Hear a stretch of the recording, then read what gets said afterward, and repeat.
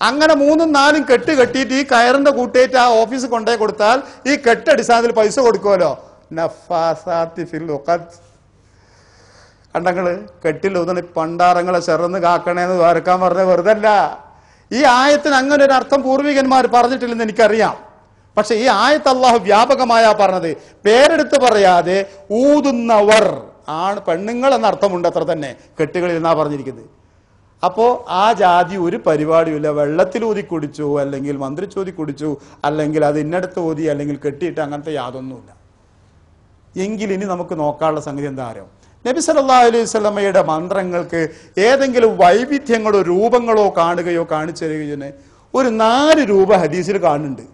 4 രൂപം. ഒന്ന്, മന്ത്രിക്ക് മുമ്പേ തടവിയിരുന്നു എന്നാണ്. കാന റസൂലുള്ളാഹി സ്വല്ലല്ലാഹു അലൈഹി വസല്ലം, ആയിഷ റളിയല്ലാഹു പറയാം, നബി സല്ലല്ലാഹു അലൈഹി വസല്ലമ ഇദസ്തകാ മിന്ന ഇൻസാനുൻ, ഞങ്ങളിലെ കൂട്ടത്തിൽ ആർക്കെങ്കിലും വല്ല അസുഖമോ വന്നാൽ മസഹു ബിയമീനി അല്ലെങ്കിൽ ബിയദിഹി, തൻ്റെ കൈ കൊണ്ട് അയാളൊന്ന് തടവും. എന്നിട്ട് അല്ലാഹുമ്മ റബ്ബന്നാസ് ഇശ്ഫിഹി ലാ ശിഫാഇ തുടങ്ങിയ പ്രാർത്ഥന. അപ്പൊ ആ രോഗിയുടെ അരികത്ത് വരുമ്പോൾ നബി സല്ലല്ലാഹു അലൈഹി വസല്ലം മര്യാദ ആ രോഗിയെ ഒന്ന് തടവുക എന്നതായിരുന്നു. അപ്പൊ നമുക്കത് ചെയ്യാൻ പറ്റുമോ? ചെയ്യാൻ പറ്റും. അന്യാണും പെണ്ണോ? പറ്റൂല, പറ്റില്ല. നബി സല്ലല്ലാഹു അലൈഹി വസല്ലം തടവിയത് തന്റെ ഭാര്യമാരെയോ തന്റെ വേണ്ടപ്പെട്ടവരെയാ. ഒരന്യ സ്ത്രീയെ പോയിട്ട് പ്രവാചകൻ തടവിയ ഒരൊറ്റ ഉദാഹരണമല്ല. ഒരന്യ സ്ത്രീയെ പ്രവാചകൻ, അടിമ സ്ത്രീകൾക്ക് ഇസ്ലാമിൽ നിയമത്തിൽ വ്യത്യാസമുണ്ട്, സ്ത്രീകൾക്ക് നിയമങ്ങളിൽ. അതുകൊണ്ട് അടിമ സ്ത്രീകൾ വീട്ടിലെ മർദ്ദനം സഹിക്കവയ്യാതെ വരുന്ന പെണ്ണുങ്ങൾ അവരുടെ ആവശ്യങ്ങൾ പറയാൻ വേണ്ടി പ്രവാചകന്റെ അരികത്ത് വന്ന് അദ്ദേഹത്തിന്റെ കൈ പിടിച്ച് കൂട്ടിക്കൊണ്ടുപോകാറുണ്ട്. അവർക്ക് ശറയിൽ ഔറത്തിന്റെ കാര്യത്തിൽ ശിക്ഷാവിധികളിലൊക്കെ മാറ്റമുള്ളതാണ് അടിമ സ്ത്രീകൾക്ക്. കാരണം അവർ പൂർണ്ണ സ്വതന്ത്രകളല്ല. അത് നബി സല്ലല്ലാഹു അലൈഹി വസല്ലം അങ്ങോട്ട് ചെയ്തുവല്ല. ഇവരൊരു അത്താണി കാണുക. 19 വയസ്സായ ഒരാൾ, 53 വയസ്സ് അല്ലെ 60ലേക്ക് എത്തിയ ഒരാൾ പ്രവാചകരെ ഒന്നുപേര് വീട്ടിൽ നിർത്തില്ല, നിങ്ങൾ വന്ന് ഞങ്ങളെ സഹായിക്കണം എന്ന് പറയാറുണ്ട്. ഇതാണ് നാം ആകെ കൂടി കാണുന്ന ഒരു അന്യ സ്ത്രീ സ്പർശനം. അത് സ്വതന്ത്രകളായ സ്ത്രീകളല്ല, അത് എപ്പോഴുമല്ല, ഇങ്ങനെ സംഭവിക്കാറുണ്ട് എന്നൊരു വാചകം മാത്രമേ ഉള്ളൂ. നബി സല്ലല്ലാഹു അലൈഹി വസല്ലം, ഞാൻ പറഞ്ഞില്ലേ, പ്രവാചകനെ തൊടേണ്ട ഒരു പ്രധാന സമയം ബൈഅത്ത് ചെയ്യാന്നുള്ളതാണ്. പ്രവാചകന്റെ കൈ പിടിച്ചിട്ട് പ്രതിജ്ഞ ചെയ്യാന്നുള്ളതാണ്. അത് പുരുഷന്മാർ ഓരോ പുരുഷന്റെയും കൈ പിടിച്ചിട്ട് പ്രതിജ്ഞ ചെയ്തപ്പോൾ കഴിഞ്ഞ് സ്ത്രീകളോട് പ്രതിജ്ഞ ചെയ്യാൻ സൂറത്തുൽ മുംതഹിനയിൽ പറഞ്ഞു. ഇദാ ജാഅക്കൽ മുഅ്മിനാതു യുബായിനക എന്ന് തുടങ്ങുന്ന ആയത്ത് പറഞ്ഞിട്ട് പറഞ്ഞു ബൈഅത്ത് എടുക്കണം.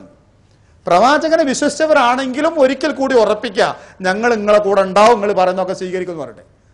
സ്ത്രീകൾ അതിനുവേണ്ടി കൈ നീട്ടിയപ്പോൾ നബി സല്ലല്ലാഹു അലൈഹി വസല്ലം പറഞ്ഞു, വേണ്ട, ഞാൻ ആരുടെയും കൈ തൊടൂല, നിങ്ങൾ വായോണ്ട് പറഞ്ഞാൽ മതി, അത് മതിയെന്ന് പറഞ്ഞു. അത് മതിയെന്ന് പറഞ്ഞ് ഒരിക്കൽ പോലും. അപ്പൊ ചികിത്സക്ക് വേണ്ടി അങ്ങനെ ആയിക്കൂടെ? ആവാം. ഞാൻ പറഞ്ഞില്ലേ, സഅദ് റളിയല്ലാഹു അൻഹുവിനെ റുഫൈദ ചികിത്സിച്ചിരുന്നു. യുദ്ധത്തിൽ മുറിവേറ്റ് കിടക്കുന്നവരെ പ്രവാചകന്റെ പത്നിമാർ കൂട്ടിക്കൊണ്ടുപോയിരുന്നു. അപ്പോഴൊക്കെ തൊടേണ്ടി വന്നേക്കാം. അത് ഉണ്ടാവാം, സ്വാഭാവികമാണ്.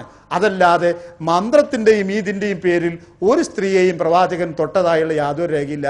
അത് തൊടാം. അപ്പൊ തടവാം, എന്നിട്ട് പന്തിരാം. അപ്പൊ നമ്മൾ രോഗിയെ കാണാൻ പോയാ ആ ആളുടെ തരവും ബന്ധവും ചിലപ്പോൾ നമ്മൾ ചില ആൾക്കാർ തുടർന്നതാവും നമ്മളെ രോഗാധികമാക്കുക.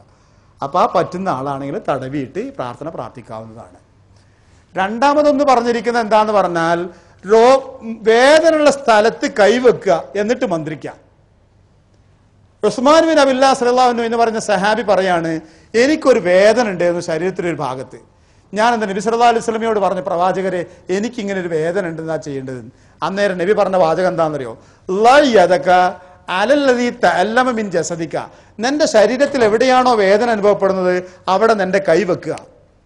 വഖുൽ ബിസ്മില്ലാ സലാസൻ, 3 തവണ ബിസ്മില്ലാ എന്ന് പറയാം. ബിസ്മില്ലാ എന്ന് പറയാം. വഖുൽ സബ്അ മറാത്തിൻ, 7 പ്രാവശ്യം താഴെ പറഞ്ഞ് ദിക്റും പറയാം. അഊദു ബിഇസ്സത്തില്ലാഹി വ ഖുദ്റതിഹി മിൻ ശർരി മാ അജിദു വ ഉഹാദിറു, ഞാൻ അനുഭവിക്കുന്ന ഈ വിഷമത്തിൽ നിന്ന്, ഞാൻ ഭയപ്പെടുന്ന ഈ വേദനയിൽ നിന്ന് ഞാൻ പടച്ചവനോട് അഭയം തേടുന്നു, അവന്റെ ഇസ്സത്ത് വിചാരിച്ചുകൊണ്ട്, അവന്റെ ഖുദ്റത്തിന്റെ പേരിൽ. അഊദു ബിഇസ്സത്തില്ല, അള്ളാഹുവിന്റെ പ്രതാപത്തിന്റെ പേരിൽ, അസീസായ നാഥ നിന്നോട് ഞാൻ അഭയം തേടുകയാണ്. വ ഖുദ്റതിക, നീ എല്ലാറ്റിനും കഴിവുള്ളവനല്ലേ, നിന്റെ ആ കഴിവിന്റെ പേരിൽ ഞാൻ നിന്നോട് ചോദിക്കുകയാണ്. എന്ത്? മിൻ ശർരി മാ അജിദ്, ഞാൻ ഈ അനുഭവിക്കുന്ന വിഷമത്തിൽ നിന്ന്, വ ഉഹാദിർ, ഞാൻ ഈ ഭയപ്പെടുന്നതിൽ നിന്ന്. ഇത് ആദ്യമായിട്ട് കേൾക്കുക സാരല്ല. മുസ്ലിം ഉദ്ധരിക്കുന്ന ഹദീസിലേതാണ് ഈ വാചകം. അപ്പൊ ഇത് നമുക്ക് ചെയ്യാൻ പറ്റുന്ന ഒരു കാര്യമാണ്. ഇതിന്റെ അർത്ഥം ഇതുകൊണ്ട് മാത്രം അവസാനിപ്പിക്കണമെന്ന് ഒരിക്കലും പ്രവാചകൻ പറഞ്ഞില്ല.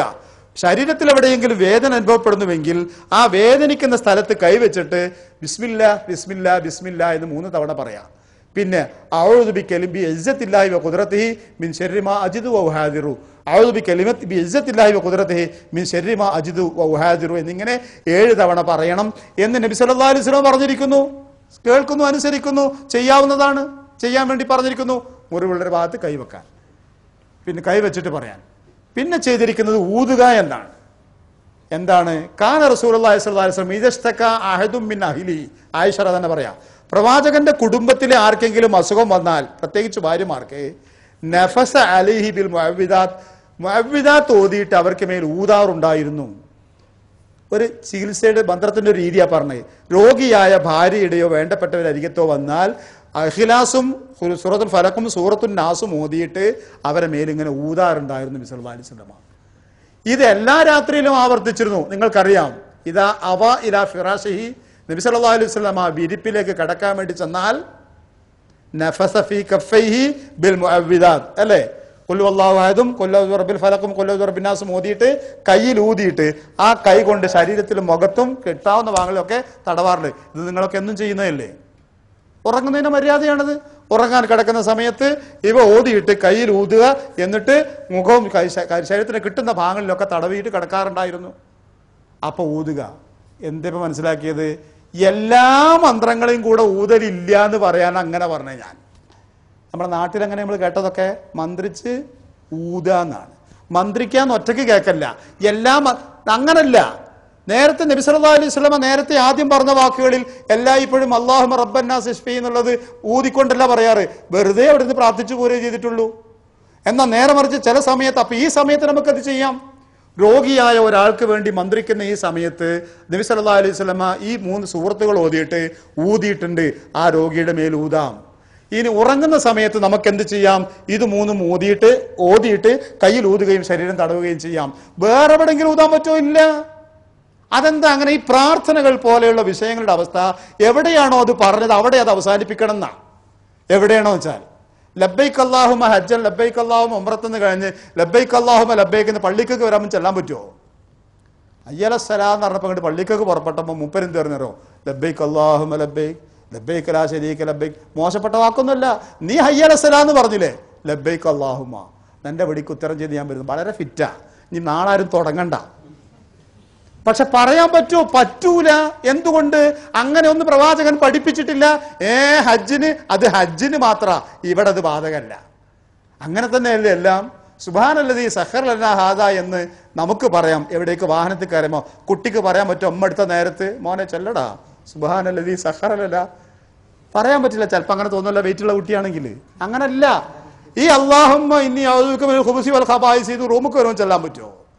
ബിസ്മിക്. ആ ഓരോ പ്രാർത്ഥനകൾക്കും സമയവും നേരവും ഉണ്ട്. അവിടെ നിന്ന് മാറ്റാൻ പറ്റില്ല, പാടില്ല. അതുകൊണ്ട് എവിടെ ഊതി ഊതിയെടുത്ത്, എവിടെ കൈവെക്കാൻ പറഞ്ഞു? വേദനിക്കുന്ന സമയത്ത് കൈവെക്കാൻ പറഞ്ഞു.